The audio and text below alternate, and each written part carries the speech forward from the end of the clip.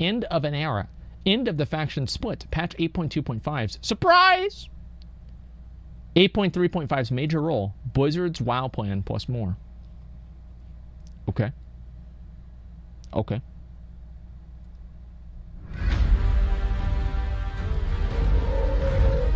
Hey everyone, and welcome back to the news. Today we've got a lot to talk about with Activision Blizzard having their earnings call. True. Very interesting developments on the PTR, ones that could suggest a lot for the game and quite a bit else. First though, we've got an announcement. Yes, we are making a new series, The Complete History of World of Warcraft. Each episode is going to tackle a patch, and we're starting off next week. Fuck yes, with World of dude. Fuck yeah, dude. I cannot wait to watch that on YouTube for free content. Thank you, Bellular. Holy shit, man. That's gonna... Dude, I've got to subscribe to Bellular's Patreon. How many patrons does he have? Let me see. How much money does he give? Oh, 3,000. You know what? We probably should sub to Bellular's Patreon. And that way we'll get him to mail me the little fucking books and shit. You know what I mean? And, yeah, I mean, especially if we're already planning on leeching this entire new series. I mean, come on. Okay, just give me 1 second here. Bombard, thank you much for the $2. Appreciate that. I came back to WoW because of you, since I've got Memoron's Head and Horadon's Brood. Thanks, man. You breathed new life into the game. It's Spawn of Horadon, by the way, but it's okay. Thanks. You breathed new life into the game, but you stream your events. Sincerely, thanks, Bamasaur. Thank you very much for the $3. I appreciate that, man. Thank you, thank you, thank you. Will you be playing on PvE or PvP Server Classic? Oh, we'll find out whenever the release comes out. Found your channel through recently through YouTube, and I love how real and yet hilarious you are. Thank you very much, Loafing Penguin. Thank you, thank you. Where did the name Asmongold came from? I invented it. I don't even know if I invented it. It was so long ago. Like, I don't know if somebody gave me the name or what. It was so long ago. I've had it ever since I was like 7 or 8 years old, and it was like a code name for whenever I do things in my backyard, like pretending to be like a commando or something. Let's get back to the video. Patch. And from then, we're going to continue on. We're going to cover every patch in the game. And by the time this series is over, which will be quite some time because it's a pretty big series, we'll have charted the entire development history of World of Warcraft. Okay. Our focus is not only to bring you the information and to read things out, it's also to cover the experience of playing those patches. How they actually impacted players and to give you an insight into the game in the past. It's a big commitment, and it is one that is not possible on just AdSense money. We do also, on top of this, have another large series in the concept stage, and while we still have a position open on our second channel and we're going through applicants, we will soon have 2 more positions open on the Warcraft channel. Simply put, this type of stuff is not possible without sponsors. You will see more of those. I can guarantee it's products and services that I use, and I think it will become very clear that we're putting that all back into channel content. And of course, everything will be available ad-free to patrons. So our new series starts next week. Wait, you skipped 6.1? What do you mean? What do you mean? How could you skip 6.1? That was the big content patch for you know, WoD. We got the selfie stick, we got Twitter integration, and didn't they bring out a storm mount too? I mean, shit, dude. How could we lose track of that? Everyone's but yeah, I mean, obviously you're gonna need to bring in more sponsors. Like, the thing with that is that anybody that complains about sponsors in videos is probably just a entitled 12-year-old. I mean, obviously at a certain point it does become annoying and deludes the content, but for the most part I think that it's fine. With vanilla, and once that's running smoothly, we will begin the hiring process for our next big series. Overall, the goal is better quality content and more videos per week. Imagine Linus Tech Tips, but they're working in World of Warcraft. That's what we want to do. We want to bring you a lot of really fun, diverse content covering all of the WoW stuff, and I think you're really going to like it. Okay, let's get into the news, and we'll kick it off with some really juicy faction speculation on the PTR. 2 changes have happened, and both of them could be seen to be pointing towards a faction-fluid future. So, on the 8.2.5 PTR, the Stormwind and Orgrimmar embassies are actually a bit more empty, and where we once had super important faction characters, we now just have the Pandaren faction leaders plus some allied race people. So, Mekatork, Anduin, Sylvanas, that crew, they're all all gone. And this makes quite a lot of sense when you think about it. The two Pandaren, they are the least likely to get dragged into the faction war. And while this does line up with the current lore of 8.2, where nobody likes them. Mechatork is currently an ice cube, it also does make a lot of sense with what will probably happen in the 8.2.5 war campaign. Now, the war campaign's not in the PTR yet, don't worry, there's no spoilers here, but given where things left off, it's pretty darn clear that it's going to hit the fan at Thunder Bluff, and that's going to tie down most of the faction leaders, so it makes sense to move them out of the embassies. Siege of Thunder Bluff, the new raid. Not only make some room for the 8.2.5 story and make that make sense, they also clear the board for whatever happens in 8.3, allowing for major character deaths as well as changes of allegiance and things like that. You see, I think chances are 8.3.5 will actually be quite major, but before we get on to my big gigabrain take in 8.3.5, there's a very interesting UI element that's also been added to 8.2.5, one that fuels this speculation. So on the character selection screen, you now see faction icons. And this makes no sense in a world where the races are their faction, but it makes complete sense in a world where your character chooses its faction. Something that you've only been able to do in the past. I don't like that. I'm gonna be honest. Somebody sent me the picture. I found the picture. Thank you, Spurgoid. I appreciate it. I'm not a fan of the orcs being alliance. I'm sorry, it's like so fundamental to the game that I don't know, I couldn't. I think if they want to go down that route, what they should do is they should make the new allied races be able to choose which faction they're going to be a part of the same way as Pandaren are able to. I don't like the idea of orcs being on the Alliance and night elves being on the Horde. I think it's ridiculous. With the Mists of Pandaria Pandaren, and remember who is left at the faction embassies? Oh, it's the two Pandaren characters. Yeah. And hell, the two of them get along very well indeed. I mean, to the point where it doesn't make that much sense those two characters being split across the factions. But anyway, point is, they would be the ideal characters for such a system. So we've got curious in-game changes as well as a new UI element that's not really needed for the current structure of the game, but would make a lot of sense for a version of the game where your character can choose its faction. Now here's the Gigabrain take. Patch 8.2.5 is going to be massive for the lore. Same goes for 8.3. Well, in Legion, patch 7.3.5 was the epilogue patch. It brought in those epilogue cinematics. It established where our two factions were after the Legion invasion, setting up Battle for Azeroth. So it stands to reason that Battle for Azeroth patch 8.3.5 will be the epilogue patch. And looking at the current lore, I think we can be pretty certain that Saurfang and Thrall's rebels will be leading the Horde, and that Sylvanas will be deposed. Now, given the heavy cooperation between the Alliance and the Horde rebels thus far, it stands to reason that the factions will not be at war. Now, sure, gameplay-wise, we'll have PvP, we will have war mode, but narratively, I think they'll just be the two main political bodies on Azeroth.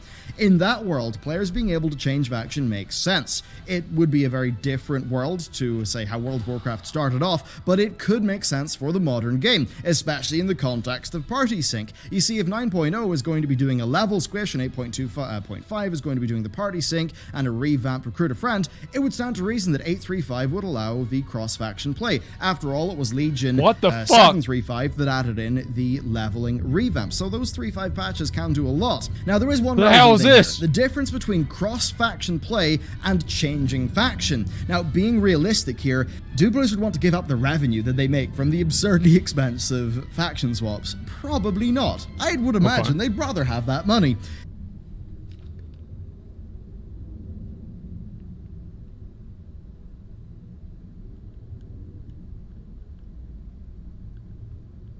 There's an airplane and it was moving around and it was loud. So I was like, what the fuck is that? Turns out it was an airplane.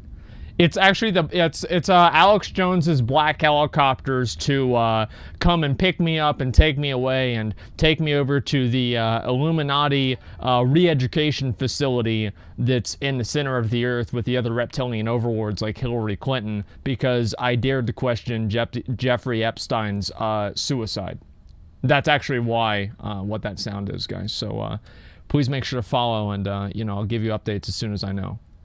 So indeed, I wonder if we will see some restrictions, but that fundamentally you'd be able to play with your friends regardless of their faction. Maybe I don't like the that. PvP mercenary mode thing. Not a fan. This would make sense in a world where WoW is doing a big apology expansion like with Legion that has a big focus on getting new players in and having people play together, which again, we've seen nods to already with 8.2.5's new features. Perhaps Blizzard are actually happy to just increase player count at the cost of decreased faction swap revenue, or perhaps Blizzard are just happy to retire the faction swap source of income and just to let people swap factions freely at an NPC, though probably with a significant cooldown time. Anyway, things seem to be pointing in that direction, so what do you... I don't know, guys. I mean, like, if they actually are gonna do this and they're gonna bring out a whole new fucking thing where you have to choose your faction, like, I don't know. If they had, like, a mercenary mode where you could play as Alliance or Horde, it's just been, like, such a fundamental part of the game that it's like, at what point do you stop playing World of Warcraft? I think for some people, that point was whenever they allowed you to, you know, like, do a lot of other cross-realm zones and cross-realm things and then sharding. A lot of people were like, oh, this isn't WoW anymore. I'm not going to play it. I mean, at what point is this too much? And I don't know, man. It's just... I get that it's good for the game in a way, but what game is it good for? Is it WoW? It's hard to say. It's a really, really hard way for me. Like, I don't know. It's... like, the pragmatic part of my mind wants to say, yeah, do it. But the more idealist, you know, like, guy that's played the game for 10 years, 15 years, however long it's been, you know, with Alliance and Horde struggles, like, that guy is not really as big of a fan. Factions are tiered content? I don't know. It's just hard for me to say. You think? I would love to hear your take, just whether this is good for the game, if you think it would get you playing with your friends and remove some barriers. I'd love to know. Next, though, we've got the 15th anniversary mounts. They are on the store, and this has led to the usual store mount kickback, with Blizzard's announcement video being heavily dislike bombed and then just getting a lot of flack over social media. Okay. And that all makes... okay, you know what? Give me a minute. Give me a minute. We're gonna do this. Let me pull out old Twitter here. And we're gonna settle this situation right here. Tweet. Where is it? Let me go ahead and open this up. View. Actually, let me just turn this off before I do it. I don't know what this is going to be. Okay. View. Large icons. Okay. Where the hell is it? Sort by date. Okay. Let's see if I can find it. There it is. All right. Perfect. I've got the picture.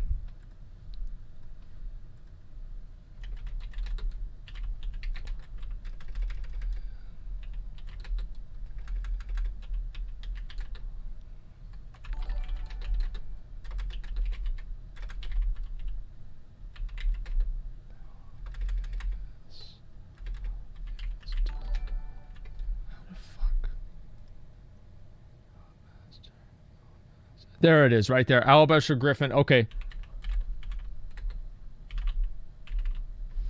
All right, this is perfect. Bro, at this point, don't even write it. Yeah? Don't even write it. Look, I'm not good at spelling. I'm not good at spelling. You can't, dude. You can't make fun of other people doing stupid shit if you can barely spell the words in your own tweet, man. That's... Well, I can right-click on the red squigglies. That's no problem for me. At least I'm not wasting $25 on something that I don't even own. Yeah, I don't care. I'm tweeting it out anyway. Who gives a fuck? You can want to tell, yeah, I mean, yeah, I'm going to waste my fucking money, and then I'm going to feel stupid because I didn't spell a word right the first time. Yeah, sure.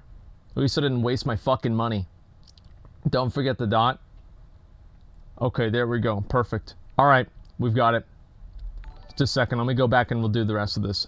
Incoming LFG ban? Hey, you never know. Since it has all happened before, it will all happen again. And what I want to do today is to talk about the business model, because this entire business model is predicated on a small percentage of players partaking, though I do believe that WoW actually converts pretty darn highly for things like this. Now, what I want to do today is just to run you through some napkin maths behind this. And I think this is interesting. I think you'll learn a few things. So for a typical store mount, we're dealing with a new rig and animation kit. That is pretty expensive to make, actually. It's hard to estimate exactly, but we'll kind of inflate numbers to prove a point. So let's just say it takes 2 riggers 3 months to make the rig. That's 6 months of time. Then it takes 2 animators 2 months to give it its animation kit. That's another 4 months of time, so we're at 10 months. Now, to be clear, it's probably way faster than that. But again, we're inflating it to make a point. Then maybe it takes a modeler and an artist just like a month to get all of that going. So overall, about a year. Now, wages won't be the same for all those roles, but let's just average them at like $70K a year US. But then the cost of employment's probably this is Blizzard like we're talking about, so it's probably substantially less than that. But you know, we'll let this keep going. 120K. So between your 2 riggers for those months, your 2 animators, your modeler, and your artist, let's just say it takes a year of basically a year of man hours to get it done. Now, sure, that's pulled out of my ass, but still, that would come to a cost of about 100 grand. Now, if you were to say that a store mount was to cost anywhere from 50K to 250K to make, it would still be extremely profitable. Now, how do we work that out? Well, by getting the conversion rate. So 10.7% of level 120 players own the Luminous Starseeker mount. Now, by this stage, players who are just, who have a 120, they encompass most. Wait, what the fuck? Really?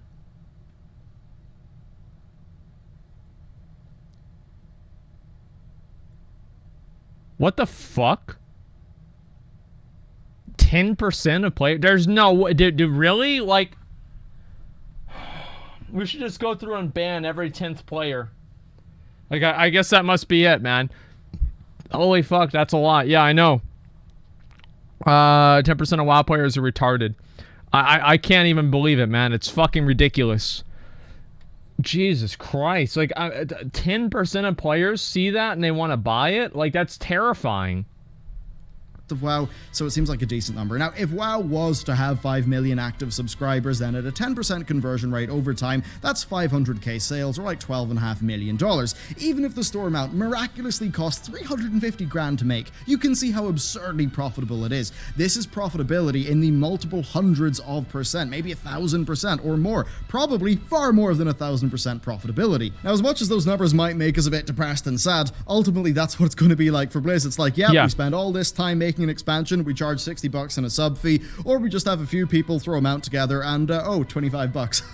So you kind of see what the numbers are like there. And the whole point of me saying this is that even if 90% of players deeply hate the store mounts, it's still going to be a winning financial strategy for Blizzard. That's basically the reality we're dealing with. Now, personally, I understand why they do it for business reasons, but the downside here is that it makes the game's fiscal performance be less tied to the experience of the average player. And interestingly, it does incentivize Blizzard to focus on cosmetic features for World of Warcraft, like transmog, customization, and maybe things like player housing. As those are game features that will better target the cosmetics-driven segment of the player base, and that's a segment of the player base who will convert at a higher rate than the gameplay-focused people. And it's an awkward position to be in, especially because I think that those cosmetic customizations, that like player housing, better transmog, I think they'd be excellent for the quality of the game. I really do advocate for those features, though I can't deny that this angle also does exist.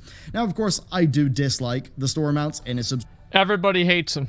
Right? I mean, basically everybody hates them. The thing with it is that you have these diehard fans of the game that, as I said, Blizzard can shit in their mouth and they'll give Blizzard $25. And it's sad, but I don't know if this is ever going to fucking stop. And that's why I've always thought, you know, spitting on the people that buy the mounts, creating a negative social outcome for people that do it, will be discouraging for people to buy the mounts in the future, hopefully leading Blizzard to not make as many of them because not as many people buy them. I don't know. That's kind of, it's unlikely that'll happen, but it's the only thing that I can do. It is the only thing. And I've made videos, I've complained about it, and Blizzard does not seem to care. So it's the only thing that I can fucking do. subscription fee game. The topic comes up so often, though, that rather than repeat the same segment every time that it happens, I'd rather take these opportunities to do something interesting, such as talk through the business angle of things. At least that way, I think that segments like these do provide an educational value, and you know, that people actually will come away from listening to this segment knowing a little bit more about how this side of the business works. Now, there's another interesting angle here. It's that of Final Fantasy XIV. People are always singing that game's praises, and for good reason. Apparently, the new expansion is pretty much just incredible. This is the same thing, right? It's like as soon as a new MMO comes out, it's like all the people that hate WoW just go play that new MMO, and they don't even care about how really good it is. They just care that it's not WoW. I don't know if this game is good or not, but it's like it's probably got a worse store than WoW does. I mean, most other MMOs do. I mean, I feel like the people that... It's like, I don't know which ones are more irrational. The ones that won't allow any criticism of WoW to, you know, like affect them, or, you know, they just refute any criticism of WoW, or the people that hate WoW just irrationally. It's like both of the sides are just so fucking stupid, it's crazy. Incredible. But it's also true that since the beginning, that game has had a far more aggressive cash shop than World of Warcraft. You've got your mount skins, you've got your premium retainer subscription that costs more money, and far more. It also is pretty good at its cosmetics, like its player housing and stuff. Now, interestingly, I hear that Final Fantasy is getting more pushback for its cash shop now because a lot of WoW players have moved over to that game. But fundamentally, to me, it seems like the Final Fantasy developers have done a really good job of just providing their players with heaps of quality content, that they're generally just more forgiving of that sort of thing. I mean, people are saying that Final Fantasy XIV as a single player game is like one of the best Final Fantasies, and that's pretty incredible for an MMO to achieve. So overall, it just seems like people maybe see the mounts, feel a bit off about them, but end up feeling that the value proposition makes sense because the game is just that good. So it's an interesting situation, and it's one that ties directly into Blizz's recent earnings call. I think that's true. I mean, like, the better the game is, the less people are going to be mad about the store mounts. It's definitely true, right? Whenever the fucking Silverian mount came out, less people gave a shit about that one than whenever... Remember they brought out that one mount in WoD. What was it called? The one mount right after... It was like the cat or something like that, and they had it flying in WoD, and this is whenever there was no flying allowed in WoD either. And they just... the Rune Saber. And they brought that mount out, and the entire community went fucking berserk. Nowadays, it's basically just me getting mad on my stream. But, you know, it's unfortunate that there's not more people that are saying it. It's so fucking sad. It is so fucking sad.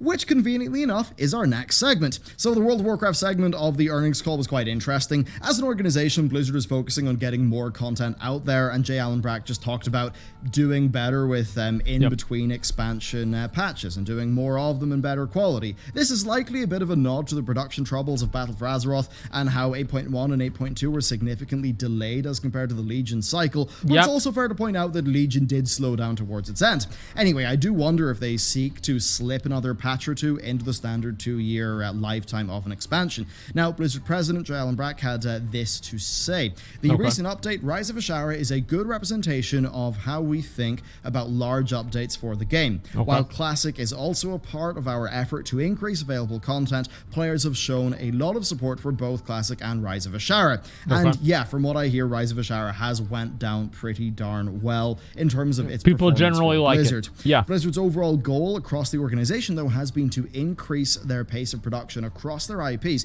so it stands to reason that that does apply to WoW as well. Now, in regards to Classic, they basically talked about how they do see it as a part of World of Warcraft, a part of that subscription, rather than its own distinct product, and they think it is a substantial content addition to WoW. And they're basically calling it a value add. It's like, oh, if you have this game, if you have a WoW sub, now you can play Classic WoW too. I think that's fucking great. I'm very happy about that. It's amazing.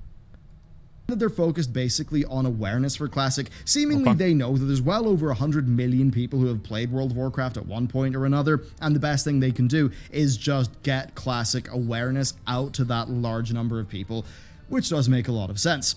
So overall, I would expect WoW to focus on getting back to a Legion-like content cadence, maybe slipping in an extra patch if they can at the end to prevent a content drought. I would expect major patches and expansions to release alongside the 6-month mount promotions. That is what we've seen thus far. It makes sense that seems to be the case. And just, you know, I think that they're probably doing this. They're adding new store mounts every patch now in order to you know, make it look like WoW is making more money than it actually is making. And the problem that has is the same fucking problem that Bellular is talking about, is whenever you have that shit happen, then Blizzard is going to look at the amount of money they make with store mounts, and there's not going to be that strong of a correlation between making good content and making a lot of money, because they make money no matter what, because they can print money with store mounts. And it's really fucking disgusting, but you know, it's capitalism, I guess. It goes back to what we were talking about in the previous segment. Whether we like it or not, these are things that generate a lot of money from a small proportion of the player base. So all Blizzard really has to do is keep that small segment of the player base happy for those things to still make sense. And then as long as the other like 90% of players who are not involved in this don't unsub over it, it's going to end up working out mathematically in Blizzard's favor quite substantially, and that's basically just the reality that we're dealing with. Anyway, next up, let's talk about something a bit more light and fun. So the B faction is now on the PTR, and they're a bit more old school. It's actually pretty good in my view. It reminds me a bit of Scatus from TBC, basically in that it's just not your traditional like Legion BFA era reputation. So after a short intro quest line, you're just free to grind the rep out. This is done by finding jelly deposits around Stormsong Valley. Those deposits contain thin jelly. That's your main currency, Netherwing as well as some eggs. other things. Now that jelly can be fed to the nascent harvester in order to get reputation,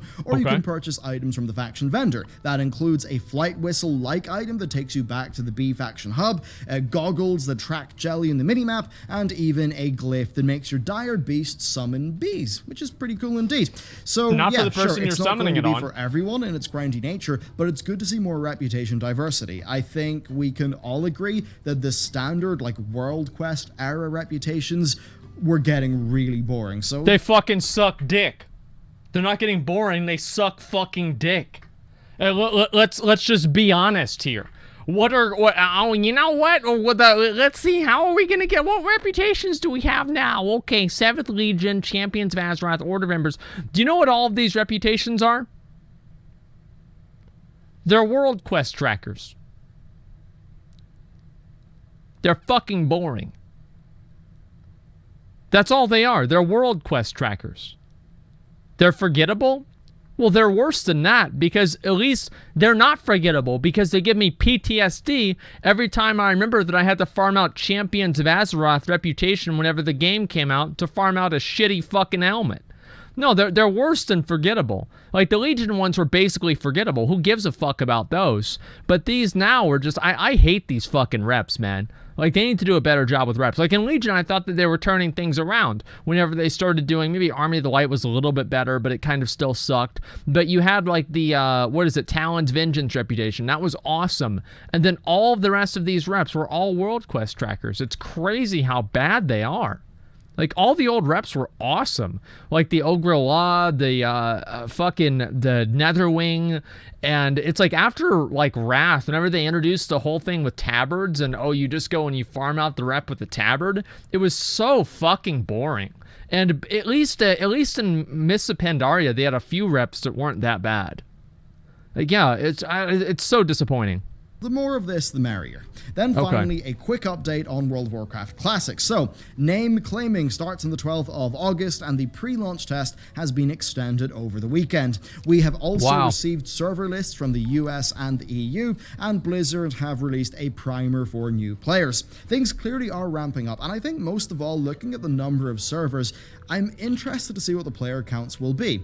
No doubt the servers can support far more people than they did in 2004. I would hope so. But I've got to wonder, like, how will that impact things like social dynamics and spawn rates? Yeah. So it's going to be really interesting to see, like, what those populations end up settling at after the initial launch period and once the you know, the layering disappears, and just how Blizzard proceed past the planned content phases.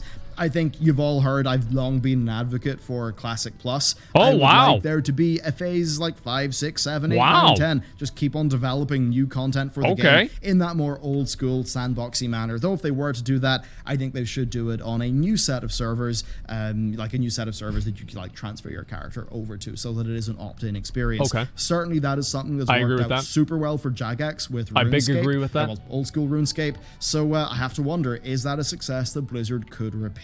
But anyway, that's it for today's episode of the news. Of course, it is Paladin month over on Patreon, so there's that going on. Plus, it's Soundless Day right up for me, because I'm about to get the fucking mount. Hopefully a week or two. We're actually still doing Okay, the just art. in time. The plan is to have another goodie as well. Watch this. So that's what's going on there. And yeah, our new Watch the series Mount starts God. next week. Super excited to get into it. We have a little bit of a new look and feel for it. And yeah, it should be a really fun commitment. We've had a lot of fun writing the first episode or two, and just that journey I think will be really fun. And I kind of look forward to the end of that series as well, when I can look back at the channel and I can just look at a playlist that says the history of World of Warcraft, and there you go, every single patch. And we'll probably loop back around and do like a specials on the original World of Warcraft beta. So yeah, anyway, that's it for us today. I hope you enjoyed today's video. Of course, yesterday we had a big juicy lore video on Rathian, which I think goes to really cool places. Anyway, cheers everyone. I will see you next time. Okay. So let's talk about this situation here, all right? Shall we? Number one. Mountless? Come on, dude. Come on, dude. You don't have to do that, man. Watch the Rathian video, too. I mean, yeah, I'm pretty sure people want to see that one, but let me go ahead and pause this real quick. I think that's basically all the videos that I was going to... Oh, the Murlocs. I was going to watch this one at some point. And I'll put this on my watch later.